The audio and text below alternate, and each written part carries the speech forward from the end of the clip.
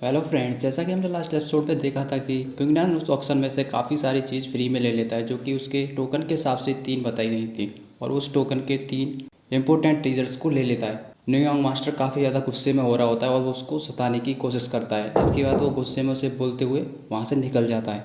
इधर क्विंगडम वापस से अपने कोर्टयार्ड की तरफ आ चुका होता है और हानियो खुद उसको उसके कोर्टयार्ड तक छोड़ देता है। इसके बाद वो वहाँ से चला जाता है। अब आगे इस एपिसोड की शुरुआत में हम देखते हैं कि क्विंगडम अपना हाथ काट के खून निकाल रहा होता है और कह रहा होता है धरती और स्वर्ग के टीचर्स को खून की जरूरत पड़ती है। इसी के साथ ही वो अपने खून को उस वाइन के पॉट में उस कैरेट के ऊपर डाल देता है। जैसे ही उस कैरेट के ऊपर वो डालता है, वो कैरेट धीरे धीरे करके चमकने लगती है और वो काफ़ी ज़ोर से चमकती है और वाइन का गार्ड टूट जाता है और वो बिखर जाती है। क्विंगडम अपनी आंखें को बंद कर लेता है और कह रहा होता है ये क्या हुआ। और जैसे वो अपनी आंखें खोलता है, वो देखता है कि वो रेडिस हवा में उड़ने लगती है और वो धीरे धीरे करके उसके सभी सामान अपने अंदर सोख जाती है। उसका जितना भी सामान जो कि हानियू के साथ वो खरीद कर लाया था, वो सभी चला जाता है और साथ में उसकी वांगदान गोलियां भी चली जाती हैं। ये देखते हुए काफ़ी ज़्यादा परेशान हो जाता है और कहने लगता है मेरा सारा सामान जल्दी से बाहर निकालो, मेरा सामान मुझे वापस दो। ये क्या किया तुमने?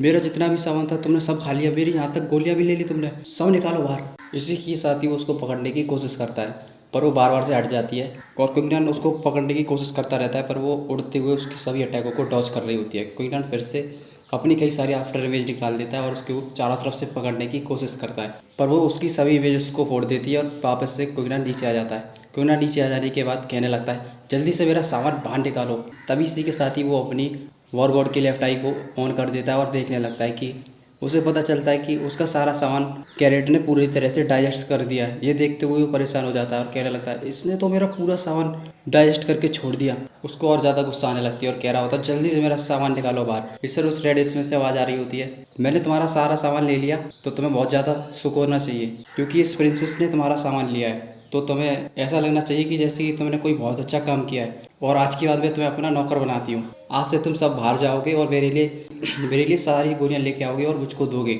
उसकी बात सुनने के बाद क्विंगडम को गुस्सा आ जाती है और वो कहने लगता है क्या फालतू की बात कर रही हो, कौन नौकर है तुम्हारा यहाँ पर, और ऊपर से तो मेरे से गोली लाने के लिए कह रही हो। अभी बताता हूँ तुम्हें, पहले तुम्हें पकड़ लूँ उसके बाद तुम्हारी इकड़ी निकालूंगा। इसी के साथ ही वो उसको पकड़ने के लिए फिर जाने लगता है। क्विंगडम के कोर्टयार्ड में से काफ़ी ज़्यादा सामान टूटने की आवाज़ें बाहर से निकल रही होती है। ये देखते हुए आसपास के सभी लोग खड़े हो जाते हैं और डिसिपल्स आपस में बात करने लगते हैं इस कोर्टयार्ड में कौन है, आखिर इतनी आवाज़ क्यों आ रही है। तभी पास का डिसिपल कहने लगता है ये शायद मेरे ख्याल से क्विंगडम है, जो कि अभी अभी वाले कंपटीशन में फर्स्ट आया था। लगता है ये कल्टीवेट कर रहा है, पर अगर ऐसे कल्टीवेट करेगा तो ये सारे सामान तोड़ के रख देगा। पता नहीं अब क्या होने वाला है। वे सभी लोग ऐसे आपस में बात कर रहे होते हैं। नांगयांग मास्टर जो कि पास में ही खड़ा होता है, वो भी देख रहा होता है और वो कह रहा होता है नांगयांग देखता हूँ मैं तुम्हें कि कितने दिन तुम आराम के बिता सकते हो। इधर क्विंगडम को हम देखते हैं जो कि काफ़ी ज़्यादा थक चुका होता है और लड़खड़ाते हुए जाते हुए सीधे ज़मीन पर जाकर बैठ जाता है। वहाँ बैठने के बाद कह रहा होता है मार दिया भाई, ऐसा मुझे कई सालों में पहली बार लगा है कि मेरे पास कोई पावर नहीं है, इसलिए तो मुझे थका कर छोड़ दिया। और उसको देख रहा होता है छोटी गाजर रुको मैं तुम्हें बताता हूँ, और वो गाजर इधर उधर घूम रही होती है। इधर में एक एल्डर को देखते हैं जो कि काउंटरल के आगे बैठा होता है, जो कि उसके अंदर काफ़ी सारे पेलों को रिफाइन कर रहा होता है। पीछे से उसके डिसिपल आ जाते हैं, उनके भीतर नागयांग मास्टर भी होता है जो कि उसके पास आकर खड़ा होता है। इस पर वो मास्टर कह रहा होता है इस बार वांगनार पेविलियन के पास कम से कम 4 मेजर सेक्शन है, जो कि उनको सभी को संभालना हमारी बस की बात नहीं, पर तुम चिंता मत करो, मैं तुम्हारे मैटर को खुद देख लूँगा। पीछे से नागा मास्टर कह रहा होता है अगर मास्टर मेरा काम कर देंगे तो मुझे काफ़ी ज़्यादा अच्छा लगेगा। इस पर वो कहने लगता है तुम्हें चिंता करने की कोई भी ज़रूरत नहीं। और जो मास्टर ने मेरे को एक चित्र दिया है और मैं इस चित्र को तुमको देना चाहता हूँ, तुम जाकर इससे जाकर डील करो। इस पर वो चित्र उसको देता है। उस चित्र को खोलते ही उसके मुंह पर एक हंसी आ जाती है।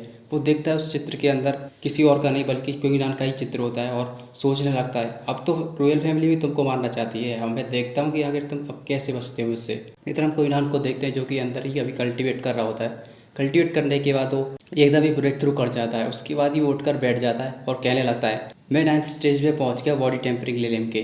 पर वो थोड़ी देर सोचने के बाद उसको गुस्सा आने लगती है और वो सोच रहा होता है मैं हाफ मिनट स्टेज में पहुंच चुका होता अगर उस पागल से कैरेट ने मेरे सामान को नहीं चुराया होता। उसे काफ़ी ज़्यादा गुस्सा हो रही होती है और वो ज़मीन को पीट रहा होता है। फिर वो थोड़ी देर बाद अपने गुस्से को शांत कर लेता है। शांत करने के बाद कह रहा होता है चलो छोड़ो जाने दो, मैं दोबारा से कल्टीवेट करने बैठता हूँ। इसी के साथ ही वो जैसे ही बैठ रहा होता है तभी बाहर से आवाज़ आने लगती है।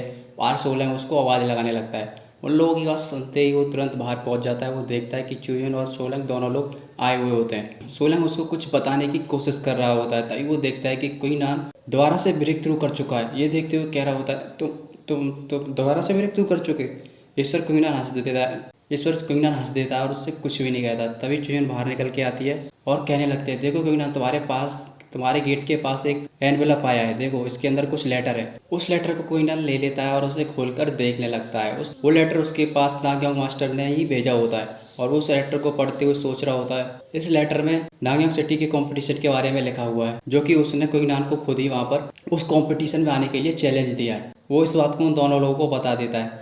चुयन कह रही होती है, तुम्हें इस नागयांग मास्टर से बच के रहना होगा। इधर चोलन कह रहा होता है, तुमने आके नागयांग मास्टर को कैसे ऑफेंड कर दिया, तुम्हें पता होना चाहिए, आदमी बहुत ही बड़ा है, प्रोक्रिप्ट है। इधर चुयन कह रही होती है, क्विंगलैन जी तुमने सही नहीं किया। मैं सोचती हूँ कि तुम इस कंपटीशन में बच जाओ। अगर तुम इस कंपटीशन में गए, वो कुछ ना कुछ करने की कोशिश जरूर करेगा। इस पर क्विंगलैन दोनों की तरफ देखते हुए कह रहा होता है, तुम लोग क्या मुझे फट्टू समझते हो?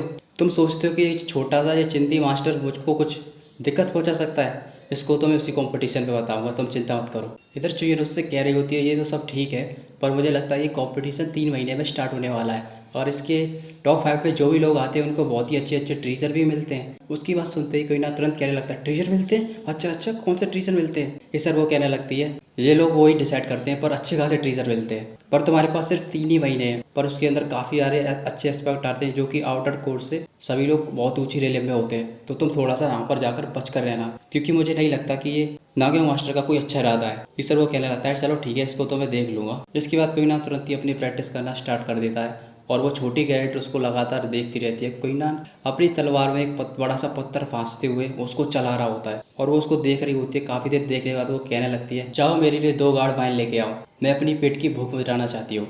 पर क्योंकि उसकी बिल्कुल भी नहीं सुनता और वो लगातार ऐसे ही प्रैक्टिस करता रहता है। और वो कह रही होती है, क्या तुमको सुनाई नहीं देता क्या? पर कोई ना उसकी तो भी नहीं सुनता और वो लगातार प्रैक्टिस करता रहता है। वो कई सारे बड़े बड़े पत्थर उठा लेता है और उनको अपनी पीठ पर रखकर पुशअप्स मार रहा होता है और मारते मारते कह रहा होता है, एक और एक और। फिर धीरे धीरे करके उसकी प्रैक्टिस और ज़्यादा बढ़िया होने लगती है। फिर वो एक ही हाथ पर पत्थर को रखते हुए पुशअप्स मारने लगता है। इसके बाद वो 2 पत्थर कर देता है और उल्टा पुशअप्स मार रहा होता है। इसके बाद वो एक कॉल्डर सा उठाकर अपने सिर पर अपने कोर्टयार्ड में इधर उधर कूद रहा होता है। वापस से अपने घर में जाकर कल्टीवेट करना शुरू हो जाता है। वो काफ़ी देर तक कल्टीवेट करता रहता है। जैसे ही उसकी कल्टीवेट खत्म करने के बाद वो अपनी आंखें खोल देता है और कह रहा होता है, आखिर ऐसा कैसे हो सकता है? मैं 8 दिन से लगातार प्रैक्टिस कर रहा हूँ। तभी हम देखते हैं उसके सामने वो छोटी कैरेट आ जाती है और वो उसको अपनी तरफ आते देखते ही क्विंगलैन को काफ़ी ज़्यादा गुस्से आना लगता है और वो अपनी मुट्ठियों को भींच लेता है। ये सारी सब इसी छोटी सी गाजर की गलती है। अगर ये नहीं होती तो मैं इस चिंदी नागयांग मास्टर से क्यों डरता और इस कंपटीशन को अच्छे से जीत लेता। ये सब इसी की गलती है। काफ़ी गुस्सों की आंखों से देख रहा होता है। उसकी आंखों को देखते हुए वो कहने लगती है, क्या देखता है वे? तेरी आंखों को मैं तुरंत बाहर निकाल दूंगी। इस प्रिंसेस ने तेरी कुछ गोलियां क्या ले ली? तू तो अपने आप को राजा समझने लगा। भूलो मत, तुम मेरे सर्वेंट हो। जल्दी से जाओ और सारी गोलियां लेकर आओ, मुझे बहुत सारी ज़रूरत है इन सभी गोलियों की। पर कोई ना काफ़ी गुस्से से उसको देखता रहता है। फिर वो कहने लगती है, चलो ठीक है, अगर तुम इस प्रिंसेस के सर्वेंट हो तो मैं तुमको कोई घाटे में नहीं जाने दूंगी। इसी के साथ से वो अपने पास से एशियन स्पिरिट लिक्विड को उसके शरीर में अंदर डाल देती है। उस लिक्विड को अंदर आते हुए देखते हुए क्विंगलैन कह रहा होता है, ये किस तरह का लिक्विड है? पर वो देखता है कि उसके हाथों में एकदम ही अचानक से बहुत ही जोर की स्पिरिचुअल पावर बहने लगती है। वो स्पिरिचुअल पावर इतनी ज़्यादा होती है कि उस पर वो कंट्रोल नहीं हो रही होती। वो उसको देखते हुए तुरंत ही बैठ जाता है और कल्टिवेट करना शुरू कर देता है। चलो मैं इसको पहले स्टेबलाइज करता हूँ। इसी के बाद ही वो तुरंत ही ज़मीन पर बैठ जाता है और कल्टिवेट करना शुरू कर देता है। वो काफ़ी देर तक कल्टिवेट करता रहता है, काफ़ी समय हो जाता है। तभी अचानक से उसके कोर्टयार्ड के गेट खुल जाते हैं और उसके अंदर से एकदम ही रेडिएंट लाइट टिकने लगती है। अंदर हम देखते हैं कि क्विंगलैन ब्रेक थ्रू कर चुका होता है। ब्रेक थ्रू करने के बाद काफ़ी सारी स्पिरिचुअल एनर्जी उसके शरीर में जा चुकी होती है। उस एनर्जी को महसूस करने के बाद वो कह रहा होता है, लगता है मैं इनिट रेलम में पहुँच चुका हूँ। फिर उसके बाद वो उस छोटी गाजर को देखता है जो कि उसी के ऊपर आसपास उड़ रही होती है। उसको देखकर सोचने लगता है, ये छोटी गाजर मुझे बेकार तो लगती नहीं है, लगता है इससे कुछ काम निकलवा सकता हूँ। ये स्पिरिचुअल लिक्विड काफ़ी ज़्यादा अच्छा है। इस एपिसोड में बस इतना ही। मिलते हैं अगले एपिसोड में।